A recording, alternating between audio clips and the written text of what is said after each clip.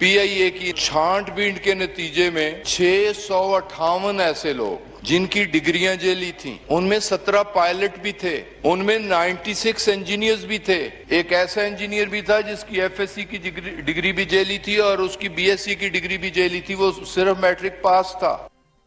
4.5 سال بعد پی آئی اے کی یورپ کی جانب جو پروازیں ہیں وہ بحال ہو گئی ہیں۔ اس کا آغاز ہوگا فرانس سے پیرس۔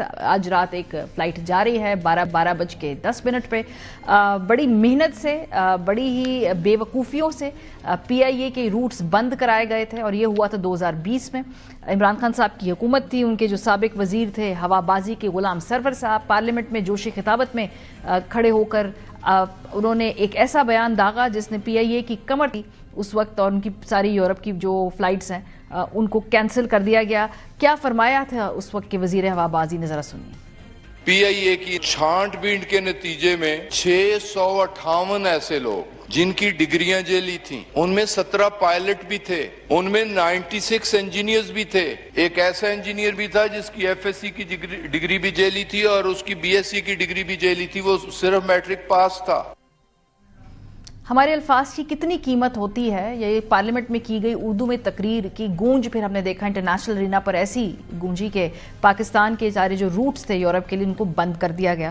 پھر ہم نے دیکھا جی کہ 1 جولائی 2020 کو یورپی یونین ایئر سیفٹی ایجنسی نے پاکستان انٹرنیشنل ایئر لائنز کے یورپی ممالک کے فضائی آپریشن کے اجازت نامے کو 6 ماہ کے لیے عارضی طور پر معطل کر دیا تھا۔ 8 اپریل 2021 کو پھر ہم نے دیکھا کہ سفری پابندیوں میں غیر معینہ مدت تک توسیع کر دی گئی تھی۔ جون سے ستمبر 2024 کے درمیان سول ایویشن اتھارٹی کے بورڈ آف ڈائریکٹرز کے اجلاس میں پی آئی اے پروازوں کی یورپ اور برطانیہ میں بحالی کے حوالے سے معاملے پر اہم پیش رفت سے آگاہ کیا گیا تھا۔ بورڈ اراکین کو آگاہ کیا گیا کہ پائلٹس کے لائسنس امتحان کے نظام کو مکمل طور پر تبدیل کر کے بحال کر دیا گیا ہے، جس سے فلائٹ سیفٹی کے معیار میں بہتری آئی ہے۔ 4 سال سے سیفٹی اقدامات اٹھائے جا رہے تھے اور یورپی ایویشن سیفٹی ایجنسی نے پی آئی اے اور سول ایویشن کا پھر آڈٹ بھی کیا تھا۔